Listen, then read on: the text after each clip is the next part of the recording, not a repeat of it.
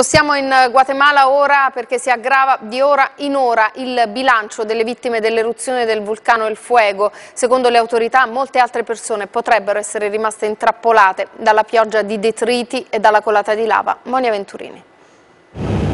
In Guatemala, come a Pompei, i paesini adagiati sulle pendici di El Fuego, il vulcano di fuoco, appaiono completamente sepolti dall'eruzione improvvisa di domenica notte. Un'esplosione di gas, fumo e cenere prima, una lunga colata di lava incandescente poi, velocissima, che ha devastato un territorio densamente popolato. Una seconda esplosione ha colto di sorpresa i soccorritori e provocato altre vittime.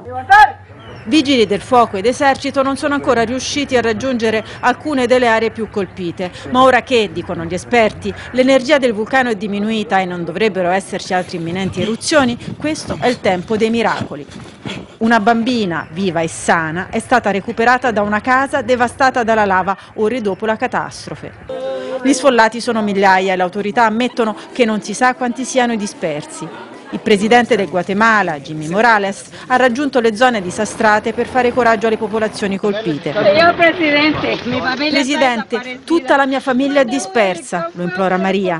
Figli, nipoti, mia madre, le mie sorelle. Mandate un elicottero a buttare acqua sulla mia casa che sta bruciando. Loro sono lì dentro.